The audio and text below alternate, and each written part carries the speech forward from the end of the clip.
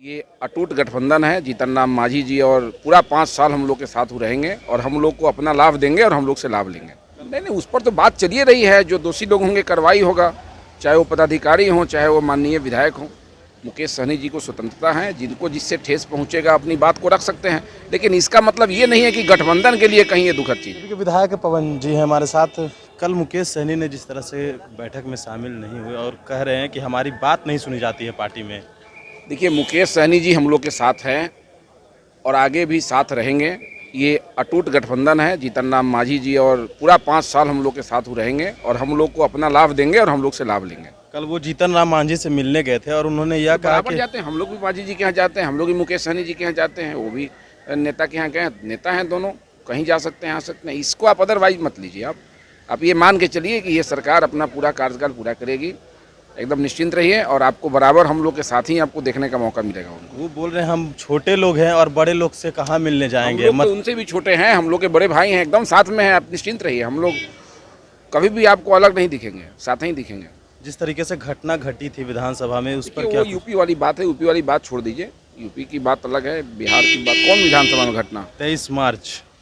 नहीं, उस पर तो बात चली रही है। जो दोषी लोग होंगे कार्रवाई होगा, चाहे वो पदाधिकारी हों, चाहे वो माननीय विधायक हों। जो लोग दोषी होंगे, समिति का जो निर्णय होगा, कार्रवाई होगी। योगी सरकार को लेकर लगातार बयानबाजी कर रहे हैं मुकेश सहनी, क्या कहेंगे इस पर? योगी जी हम लोग के नेता हैं। मुकेश सहनी जी को स्वतंत्रता है, जिनको जिससे ठेस पहुंचेगा अपनी बात को रख सकते हैं, लेकिन इसका मतलब ये नहीं है कि गठबंधन के लिए कहीं ये दुखद चीज़ है।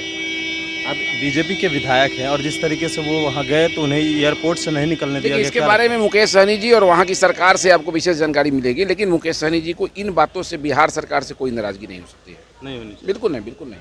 बिल्कुल। तो बीजेपी के विधायक थे पवन जायसवाल हमारे साथ, जिन्होंने कहा कि जिस तरीके से जो मुकेश सहनी है, कल उन्होंने प्रेस कॉन्फ्रेंस किया था और प्रेस कॉन्फ्रेंस करके उन्होंने बताया कि किस तरीके से जब वो यूपी गए और यूपी में उनके साथ जिस तरीके से घटना घटी, और ये घटना के बाद जो है वो लगातार सवाल खड़े कर रहे हैं जो वर्तमान में जो बिहार सरकार है उसको लेकर। और कल उन्होंने बयान दिया कि हम छोटे लोग हैं, बड़े लोग के पास कहाँ से जाएंगे। इतना ही नहीं, उन्होंने ये भी कहा कि जीतन राम मांझी और हम छोटे लोग हैं। उन्होंने यहाँ तक कहा कि हम मल्लाह हैं और जीतन राम मांझी मुसहर, इसीलिए उनसे मिलने भी आए थे। लेकिन बीजेपी के कई विधायकों का ये भी कहना है कि मुकेश सहनी यूपी में उनका खाता नहीं खुलेगा।